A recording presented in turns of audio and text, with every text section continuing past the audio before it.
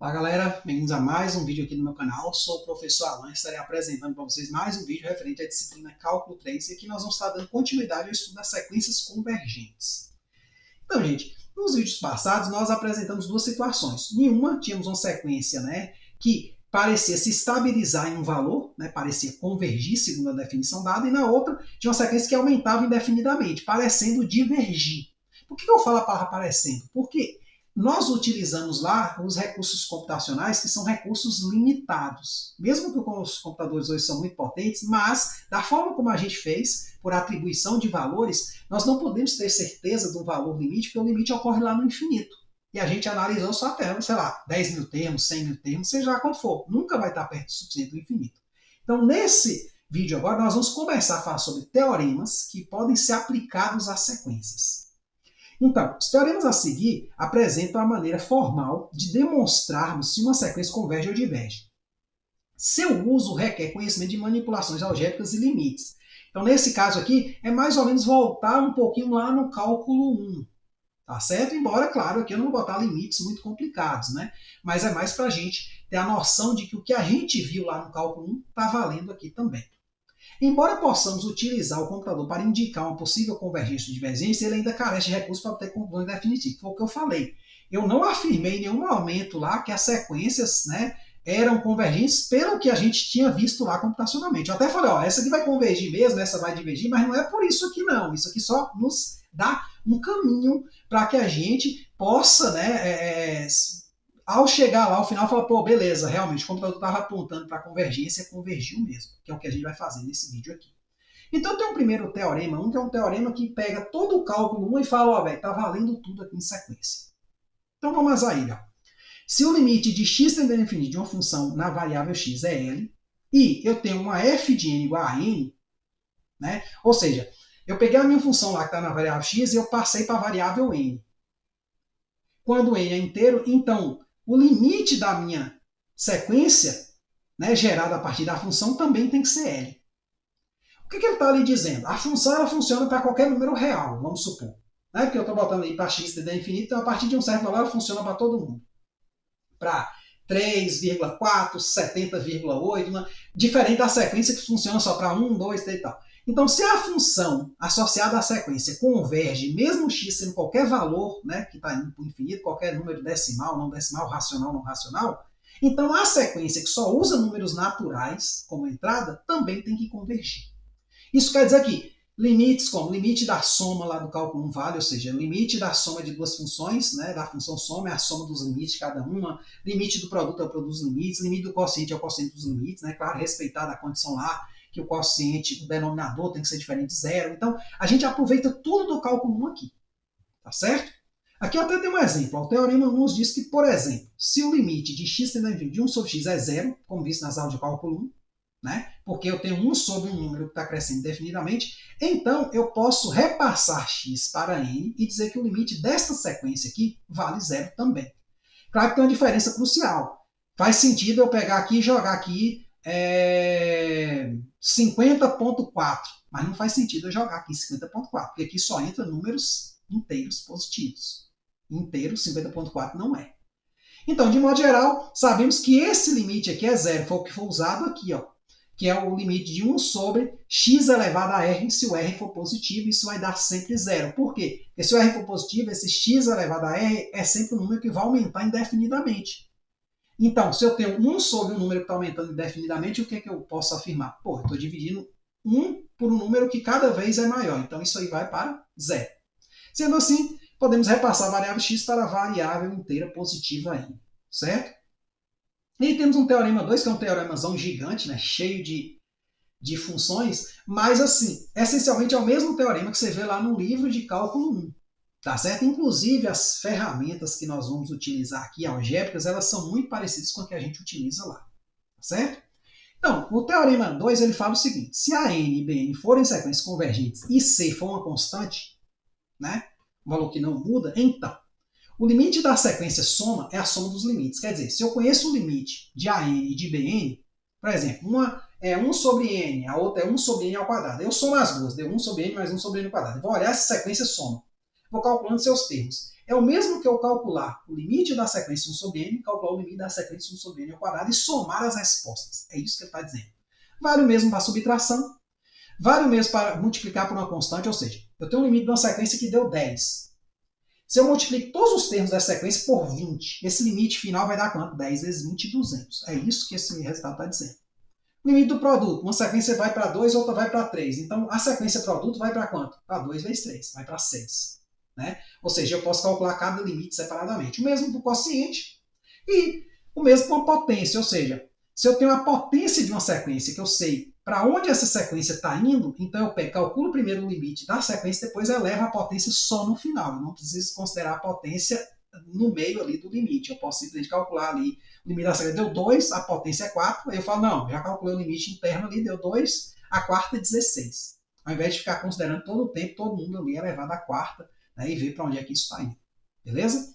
Então, note que todos os is do teorema 2 são os mesmos is em cálculo 1, agora repassados para sequências. No cálculo 1, a variável aqui é o quê? X tendendo a infinito.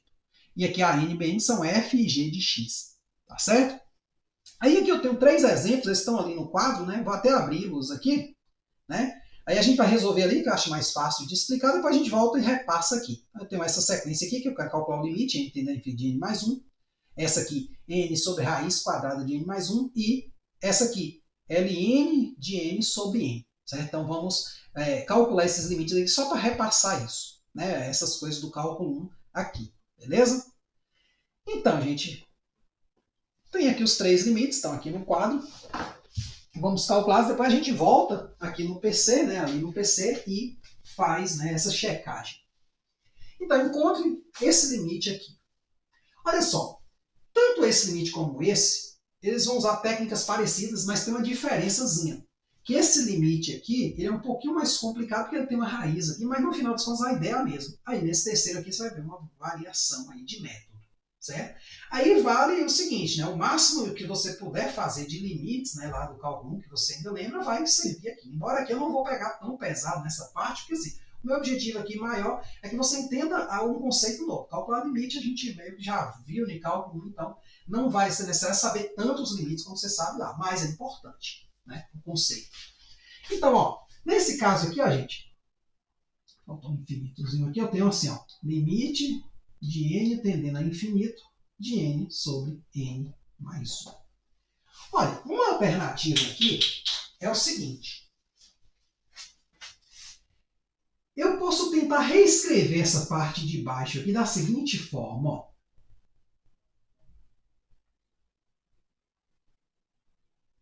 Quer dizer, botando esse n aqui em evidência. Ô, professor, de onde é que você tirou isso? Ah, tirei que eu lembrei lá de cálculo 1, que estava lá no livro, o cara fez desse jeito.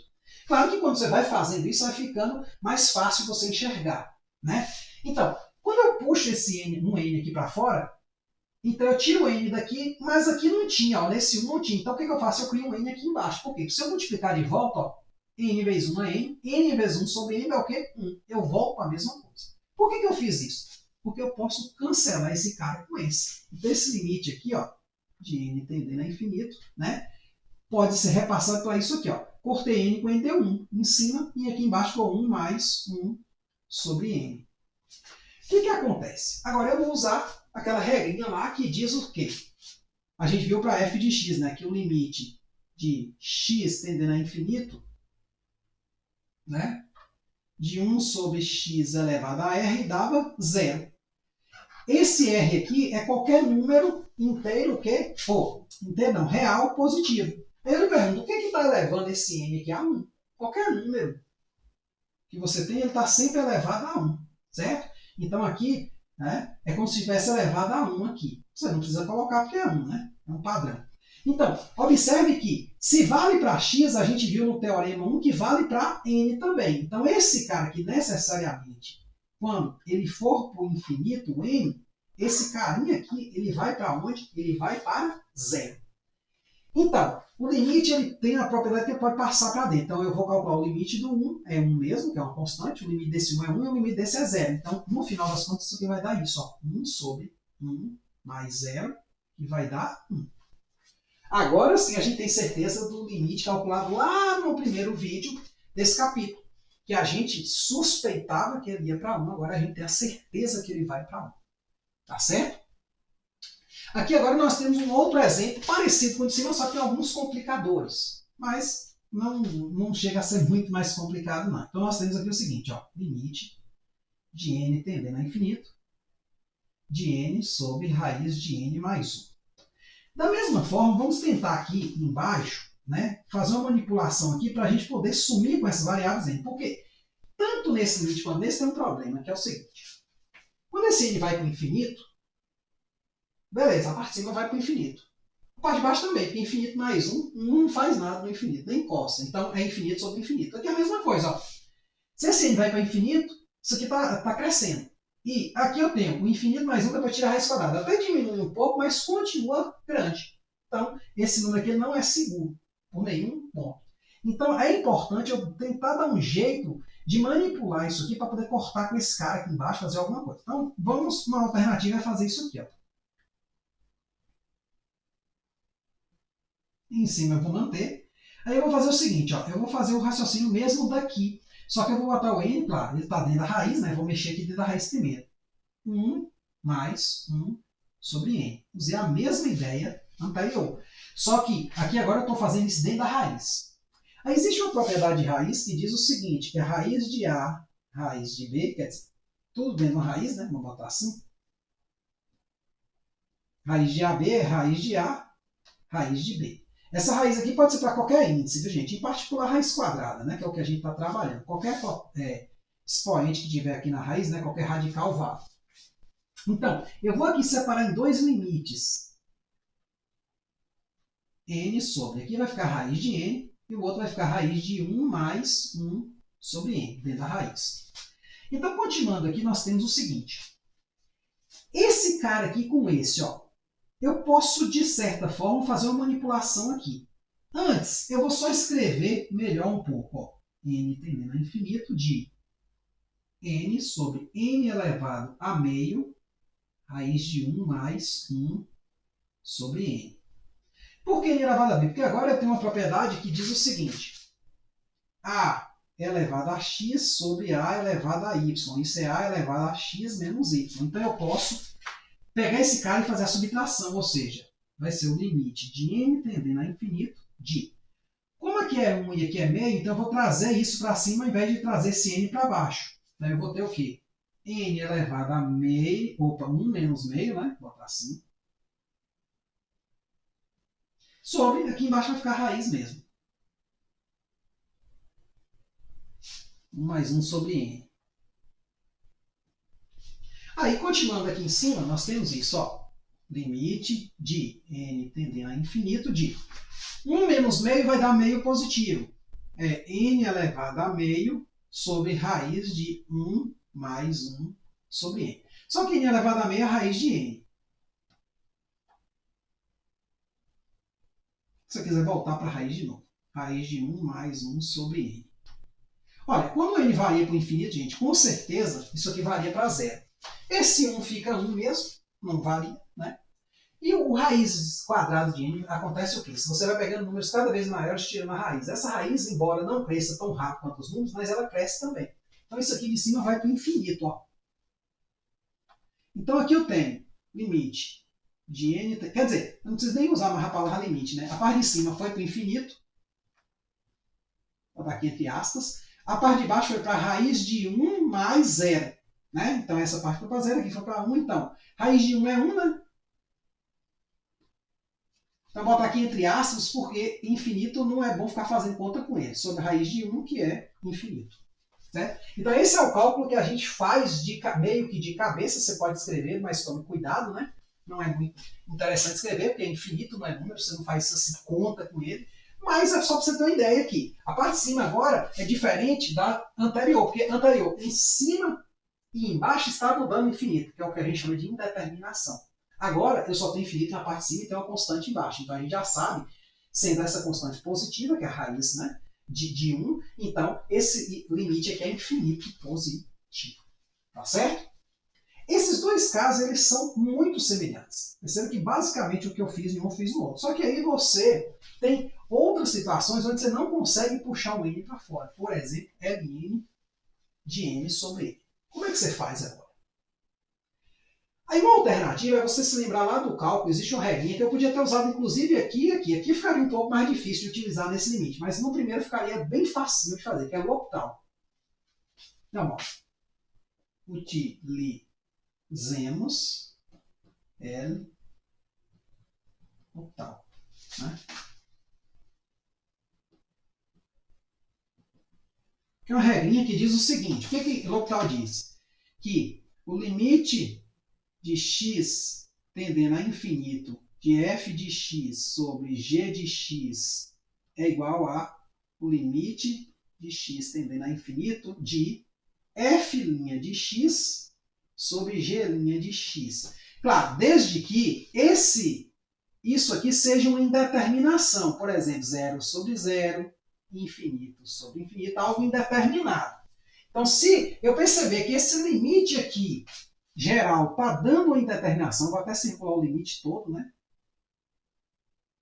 Está dando indeterminação desta forma, então eu posso aplicar a regra octal, ou seja, derivar em cima e embaixo. Por que eu vou aplicar essa derivada? Porque é muito fácil derivar essas duas funções. Só que não é função. Perceba que aqui é x, né? Mas eu tenho n. Mas aí a gente usa o teorema 1, repassando como a gente fez aqui, pensando na variável x, só que aí a gente calcula o limite para a variável n também. Então, observe o seguinte, eu vou pegar esse limite aqui, ó, limite de x tendendo a infinito de ln de x sobre x, porque eu não posso derivar em função de n, porque n é discretizado, é 1, depois é 2, não tem vizinhança. Aí eu boto aqui agora, ó. O que é isso aqui? Ó? É o limite de x tendendo a infinito de ln de x' sobre a derivada de x. Olha, a derivada de baixo não tem muito mistério, não. Vou até calcular ela antes. Dá 1. A derivada de x é 1. E a derivada de ln? É 1 sobre x. Só que aqui você tem duas frações, uma em cima e uma embaixo. Embaixo é 1 sobre 1, né? Você mantém. Então, esse limite aqui é a mesma coisa que o limite de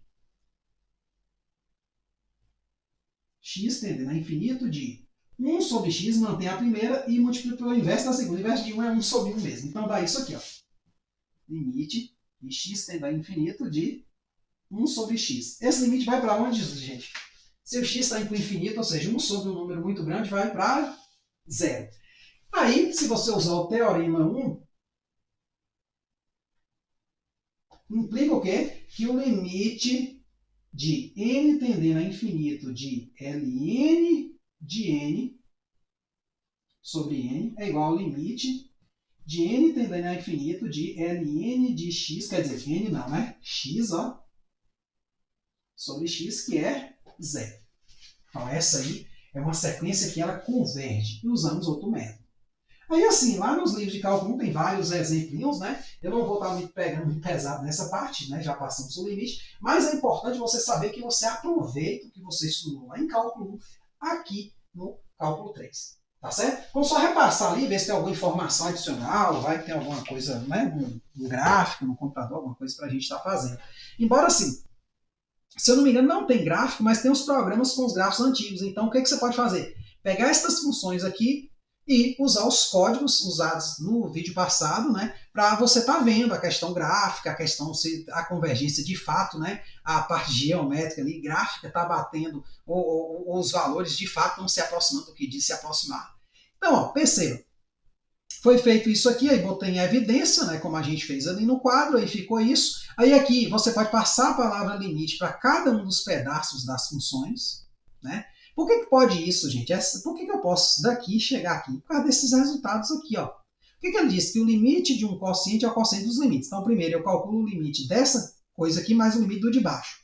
Só que o limite da soma é a soma dos limites. Então, o limite desse cara com o limite desse. Então, nós temos aí 3 limites. Então, deu isso aqui. 1 sobre 1 mais 0, 1.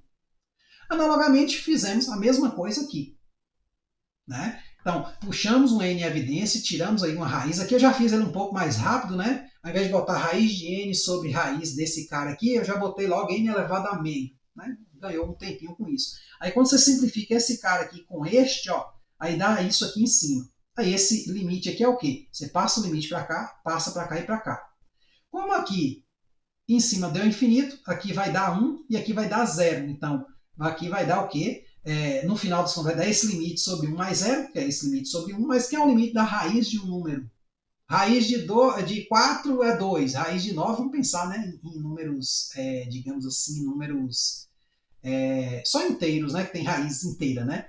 Então, raiz de 4 é 2, raiz de 9 é 3, raiz de 16 é 4. Você vai aumentando o número e tirando a raiz, mesmo assim, a raiz dele também aumenta. Então, obviamente, isso vai para o infinito. E por último, usamos a regra de L'Hopital aqui, que é onde nós temos que calcular esse limite aqui, mas ele dá uma indeterminação infinito sobre infinito, e a gente vê que, poxa, velho, como é que eu mexo com ele? Uma alternativa é pensar isso como uma função de x, calcular o limite, e aí usar o teorema 1, tá certo? Uma coisa interessante, gente, eu poderia usar o teorema 1 aqui, ficaria bem facinho essa questão, ó. Eu tenho aqui indeterminação, por quê? Se o n vai para o infinito, eu tenho infinito em cima, infinito mais 1 infinito. Então, infinito sobre infinito. Então, eu poderia derivar em cima com a derivada de x, claro, olhando a variável x, 1. Com a derivada de x mais 1, 1 também, ficaria 1 sobre 1. O limite de 1 sobre 1 é 1. Então, você sairia bem mais rápido. Então, você pode usar L'Hopital em bastante situações onde você tem esses limites infinito sobre infinito ou 0 sobre 0. Né? Então, você pode usar isso aí bastante nessas indeterminações, certo? Aí facilita demais a vida do cara. Você só precisa saber derivar um pouquinho, beleza?